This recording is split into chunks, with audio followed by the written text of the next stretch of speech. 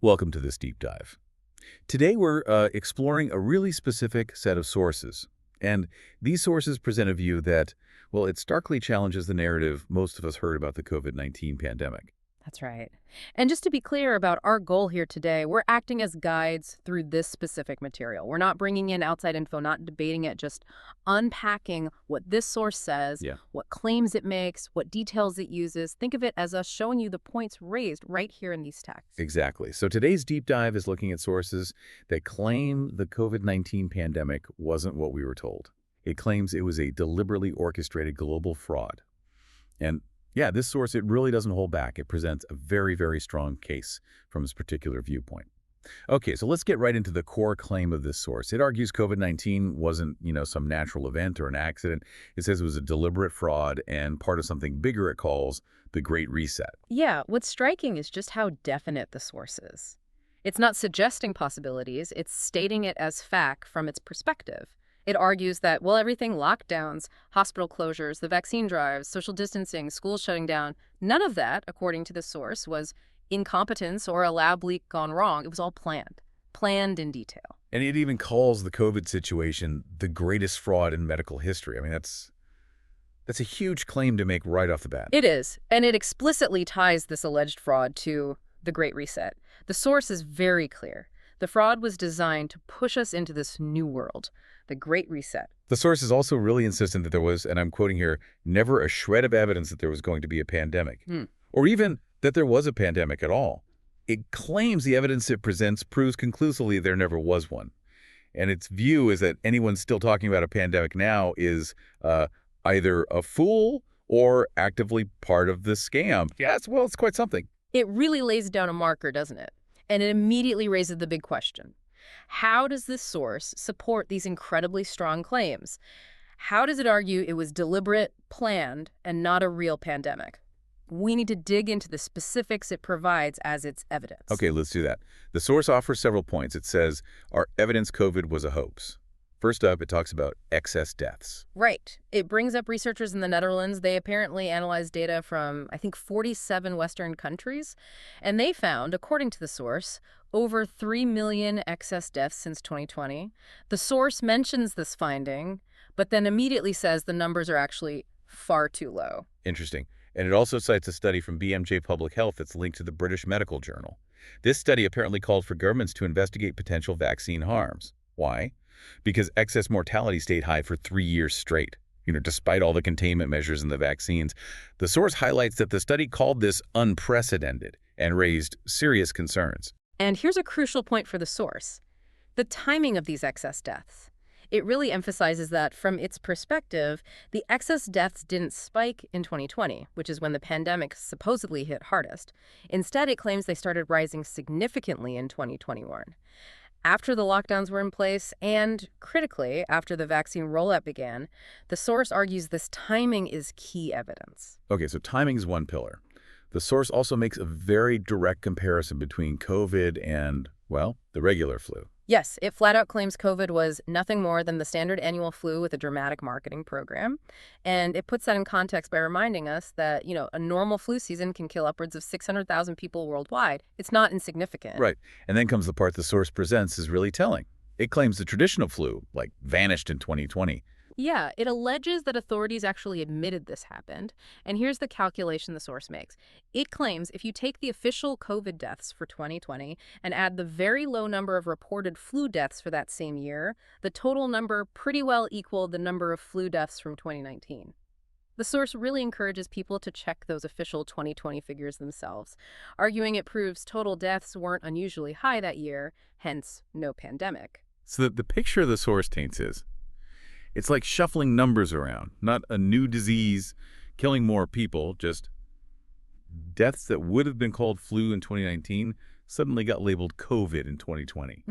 It's like taking your jar of strawberry jam and slapping a label on it that says new terrifying super jam. You haven't changed the jam, just the label to scare people. That's the source's analogy, essentially. That's a good way to put the source's claim. And alongside that, it goes after the PCR test really hard, calls it entirely useless and potentially dangerous, and claims it was the tool used to create the illusion of pandemic. It gives a really stark example, doesn't it?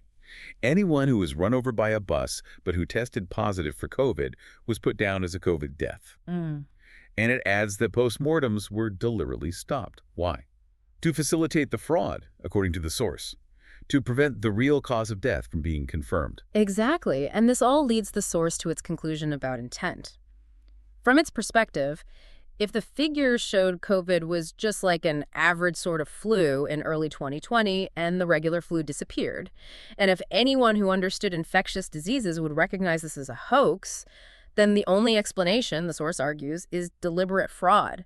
It even alleges that many people, including the media, the medical establishment, were recruited and paid to push this narrative. Okay, so if it was a deliberate fraud, according to the source, what was the purpose? The source claims it knew the reasons early on, back in March 2020. It lays out three main purposes it believes were behind the alleged hoax. First, it claims, was to provide an excuse to kill huge numbers of elderly people. That's incredibly grim. What's the second purpose? Second, to push us rapidly towards a digital world without cash, getting rid of physical money. And third? To bring in a vaccine program that would be, in the source's words, as near as damn it compulsory. Basically, mandatory vaccination. And overarching all of that, the source claims the overall plan was to reduce the world's population.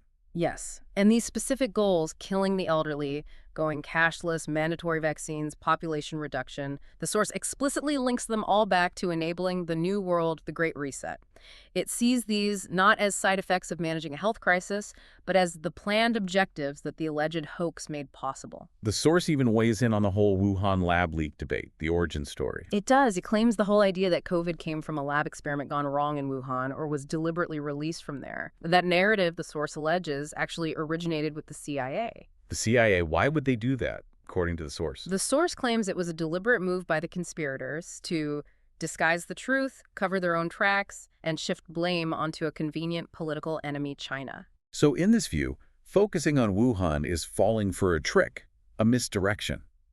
It's a false trail, lead to hide what the source calls the simple truths, that COVID was planned, not special, not accidental. It's like, you know how a stage magician uses a big flashy distraction, maybe an explosion or a glamorous assistant over here? Yeah. Well, the actual trick, the sleight of hand, is happening quietly over there.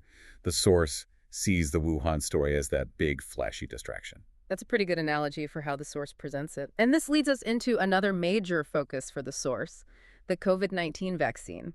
It paints a really, really alarming picture. Yeah, it uses incredibly strong language. It calls the vaccine toxic and useless, potentially dangerous, and makes the absolutely massive claim that it's the most dangerous medicinal product ever marketed. Ever. And it directly connects this back to its earlier points. The vaccine programs, it argues, were entirely unnecessary because the pandemic was supposedly fake, and therefore they represent a manufactured disaster. And alludes back to the excess deaths argument here too, right? Yeah, exactly. It reiterates that excess deaths surged in 2021, correlating, it claims, directly with the vaccine rollout. It states these deaths are primarily caused by the COVID-19 vaccines, and that official statistics show this pattern all over the world. Again, it urges people to check the data. So the implication is clear from the source's perspective. If deaths went up after the vaccines, not before, then the vaccines must be the cause. That's the core of its argument on this point, and it claims these dangers weren't a surprise. It insists that even before the first shot was given, it was known the vaccines could cause serious problems. It specifically mentions blood clots and heart disease. The source claims the list of expected side effects was horrendous and the authorities knew this. And the source claims it warned about this beforehand. Yes, it says it made videos back in 2020 detailing these expected problems, but those videos were banned. It points to an FDA draft working list from October 2020 as evidence that potential adverse events were known internally. And it mentions that transcripts and saved videos supporting its claims are available on its website and associated platforms. It also mentions longer-term issues it claims to have warned about. Right. Beyond blood clots and heart issues, it says it warned early on about potential effects on the brain and nervous system, and about causing infertility. And it claims we're seeing the results of that now. It alleges that things like the rise in aggressive cancers, especially in younger people, and increasing infertility rates, these are direct results of the vaccine. But the source claims the authorities, doctors, and media are blaming these things on other, often bizarre excuses and continue to deny the vaccine dangers. The source also brings up the compensation angle, comparing COVID vaccine injury payouts to other medical harm cases in the UK. Yeah, it contrasts the maximum 2.7 million pound for contaminated blood victims with the much lower standard vaccine injury payment of just over 100 pound K for COVID vaccine injuries. It implies this lower amount is very small compared to the scale and severity of the harm it alleges the vaccine is causing. And it sees a broader agenda stemming from the vaccine program. Definitely. It claims the perceived success of the COVID vaccine is now being leveraged to push other mRNA products and also to expand the schedule of childhood vaccines, which the source alleges have already been causing massive damage for years. And it repeats a long-standing claim about childhood vaccines in general. Yes, it strongly argues there's never been adequate independent research to prove that giving so many different vaccines to babies and young children is safe overall. This leads to one of the source's most extreme statements about doctors and nurses giving the vaccine. It really is. It states that at the start of the campaign, giving the vaccine warranted arrest for manslaughter. But now it claims any doctor or nurse still recommending or giving the COVID-19 vaccine should be arrested not just for manslaughter but for murder. Wow, murder.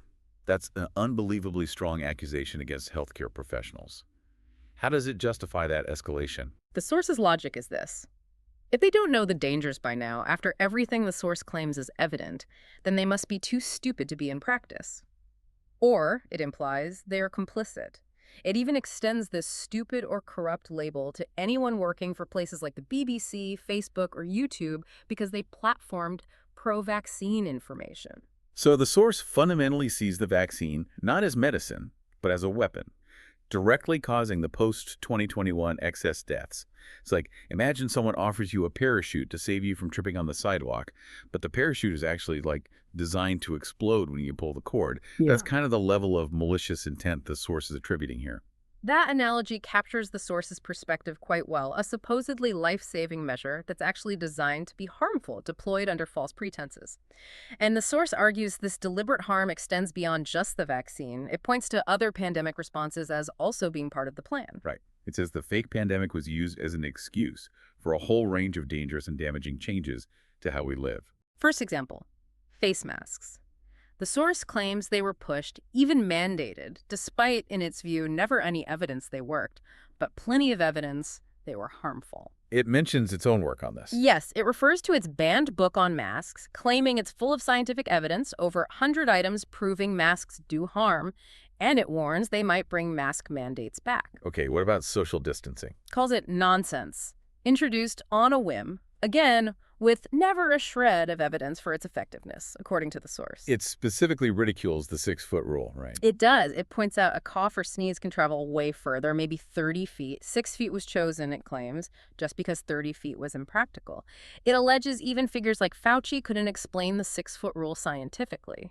The source dismisses it as utterly pointless for health, just part of the training and frightening process. It concludes the whole social distancing nonsense was simply made up. So another arbitrary rule for control, in this view, like telling people to build a 6-foot wall to stop a 30-foot flood. It achieves nothing for the stated purpose, but enforces compliance. Precisely. And lockdowns fit this pattern too, according to the source. It sees them as part of a long-term general compliance program. It even bizarrely links them back to things like recycling programs, calling them precedents for absurd, pointless, expensive, and environmentally damaging initiatives designed to train obedience. Does the source think lockdowns are still seen as effective? No, it claims even the compliant advocates in politics and the media now admit lockdowns were useless and dangerous. It argues their real purpose was to keep people indoors, push them towards online shopping, damaging physical stores, and condition them for future restrictions like net zero and 20-minute cities. The source gets particularly strong when talking about vulnerable groups during lockdowns. Extremely strong. It states the frail and the elderly and the disabled were imprisoned in care homes for absolutely no reason whatsoever, but it was part of the plan. It uses that really disturbing example of young children forced into separate play areas at school, asking who devised that, and suggesting they should be hung, drawn, and quartered. It's incredibly harsh language. And it claims the rule makers didn't follow the rules themselves. Yes, it alleges huge numbers of politicians and advisors ignored the rules because they knew they were absurd and unnecessary. So it's like the house dealers in a rigged casino. They know the game's fixed, they don't play by the rules themselves, but they force everyone else at the table to lose their shirts following the fake rules. That's exactly the kind of hypocrisy the source alleges, and it claims this deliberate disruption extended to healthcare and the economy, too. How so? Regarding healthcare. It claims lockdowns and closing hospital wards were designed to damage healthcare systems, to create massive waiting lists, the alleged goal, that thousands of patients would die waiting for diagnosis or treatment for ordinary illnesses. And it throws in that claim about climate change being used as an excuse. Yeah, a really odd claim that the medical establishment supposedly said treatments should be cut back because of climate change. Yep. It then goes into detail about UK GPs, claiming they barely work, don't do home visits, avoid evenings and weekends, and are now being bribed not to refer patients to hospitals with long waits. The source argues there are more GPs than ever, but they do less work, and this is why hospitals are overwhelmed, not the pandemic itself. What about the economic side, furlough schemes? The source frames furlough not as support, but as a way to get people accustomed to staying at home rather than working. It then claims over 9 million people in the UK are now on sick pay for what it calls the non-existent imaginary disease known as long COVID, turning them into professional invalids. And the costs. It cites $70 billion for UK furlough, claiming it helped wreck the economy, alongside crazy loan schemes that led to massive frauds. And the bigger picture outcome of this economic damage. Increased state power, countries becoming increasingly communist in their design, unsustainable debt, national bankruptcy looming, and ultimately future poverty with armies of people begging for food. A very bleak economic forecast tied directly to the alleged fraud. There's also a connection the source makes to euthanasia, which sounds extremely serious. It is. The source makes the horrifying claim that in 2020, kill shots of morphine and midazolam were given to thousands of elderly residents in care homes and hospitals. It uses the word murdered, allegedly to make space for COVID patients who, the source claims, never appeared. It also claims DNR orders were slapped on millions, and millions worldwide were starved to death or have died of dehydration through neglect or deliberate denial of care. Just awful to contemplate. Does it contrast this with anywhere? Yes, it repeats that countries treating it like flu fared better while rich countries killed en masse. Yeah. And it brings back the PCR test point people run over by buses or even victims of violent crime listed as COVID deaths if they tested positive. And this all leads, in the source's view, to a global euthanasia program. Inevitably, the source says. It calls this euthanasia push the single greatest threat we face, which most people are ignoring. It notes assisted suicide is legalizing widely and claims the poor, disabled, and anxious are being invited to sign up, potentially pressured by long waits for actual treatment. It mentions having a video explaining how euthanasia is allegedly already being used to get rid of people and warns people to watch out for media promoting assisted suicide as a wonderful afterlife. Okay, the source clearly feels it's presenting suppressed truths. How does it describe the efforts to silence it and others? It explicitly states the coronavirus hoax was also used to help suppress free speech and silence those daring to question the official line. It mentions consequences for doctors. Yes, it claims doctors who criticize the official narrative lost their licenses, some for life. And it has a generally low opinion of the medical establishment. Extremely low, claims it's nearly always wrong, historically, until forced to change. Contrasts this with journalists who, it says, just assume the establishment is right. It makes a really shocking claim about harm caused by doctors overall. It does. It says, doctors now kill or injure more people than cancer or heart disease or infections. A staggering claim.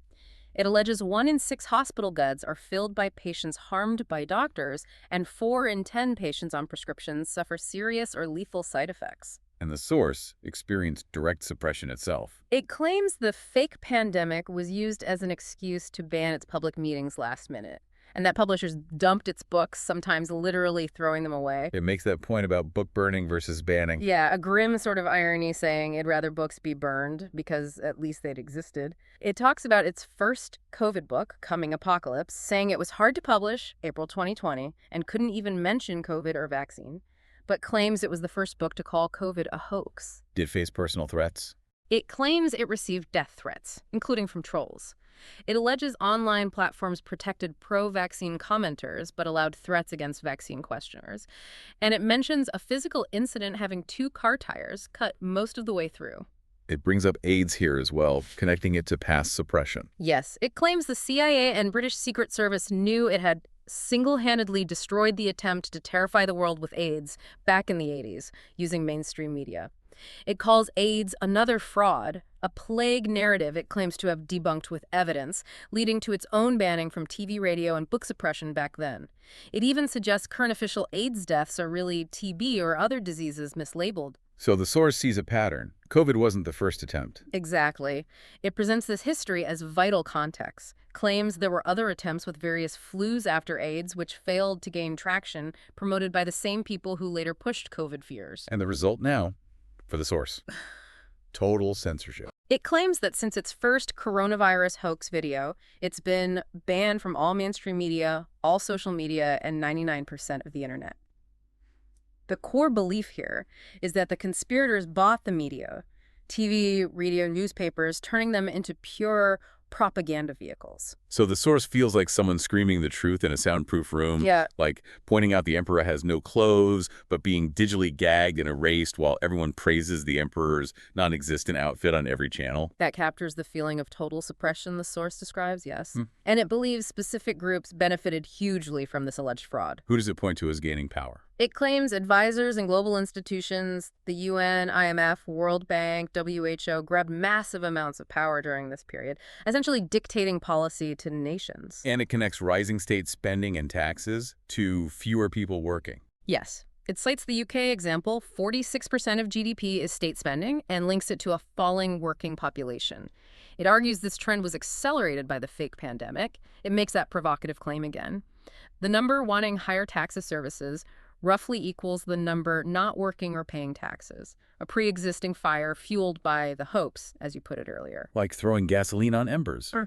And the end result. Countries going bust, unable to pay pensions or benefits soon, widespread future poverty. The source also links all this to World War III. Disturbingly, yes. It claims current absurd warmongering policies are designed to start a nuclear war, killing hundreds of millions, possibly billions. Again, it insists all this was planned, nothing is accidental. And that's why it argues the conspirators refuse any debate on these issues. Okay, this next link is unexpected. It connects the pandemic fear to solar engineering. Right. It asks if you, the listener, have noticed gray, hazy skies. Then blames them directly on solar engineering, also called solar radiation management or chemical clouds.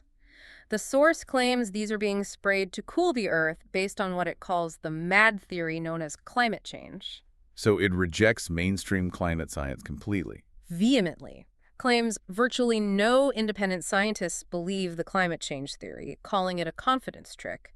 It argues this trick is just an excuse for the conspirators to block the sun with solar engineering, knowing the harm it will cause. What harm does it claim solar engineering causes? It says even the conspirators admit inevitable side effects. Famine, flooding, drought. And the source claims these are already happening globally because of solar engineering. So when we hear about floods or droughts, The source says don't blame industry, cars, planes, or POWs. Blame the corrosive idiots spraying powder into the stratosphere. it's like trying to cool your house by spraying the ceiling with water while the AC is off.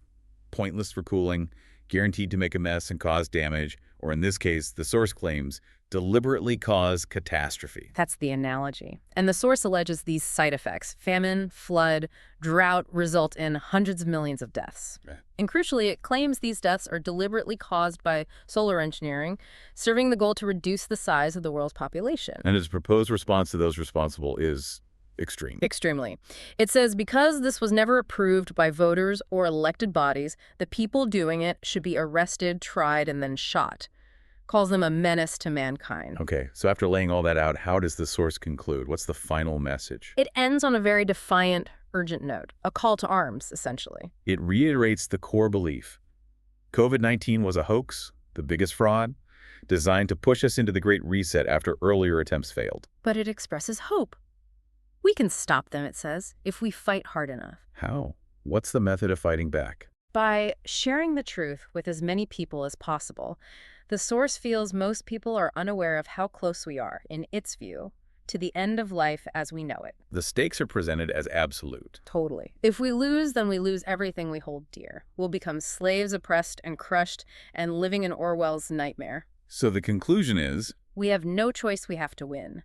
And winning, for the source, means exposing their lies, stopping the Great Reset, stopping net zero. And it calls for arrests of people in media and tech. Yes, the entire staffs of Google, YouTube, Facebook, BBC, mainstream media, social media calls them traitors to mankind who need to be arrested. It frames the whole thing as an information war. Exactly. A propaganda war from the start claims the conspirators bought the media and deliberately demonized truth-tellers, turning everything into propaganda. Wow. Okay, that was certainly a deep dive into a source with a powerful and, frankly, quite disturbing perspective on the last few years.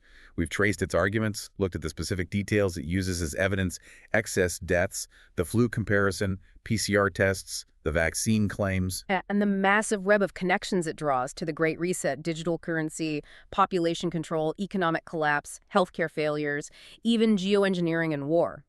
We've stayed within the source material, presenting its narrative as it lays it out. It's definitely a view that clashes head-on with mainstream understanding. It really makes you think about how this source connects seemingly disparate global events, economic changes, tech shifts, health policies, climate initiatives into one single alleged overarching plan. And that core claim that this is fundamentally a war over information, about who controls the narrative and defines truth. A provocative thought to leave you with, drawn purely from exploring this source's perspective. If, as this source claims, major global issues are all interconnected parts of a vast, orchestrated plan aimed at population reduction and total control, what does that imply about the nature of freedom, choice, and the possibility of individual autonomy in the face of such alleged power? We hope this exploration, by focusing solely on the arguments presented within this source material, has given you some valuable insight into this particular and very challenging viewpoint. Thanks for tuning into this deep dive.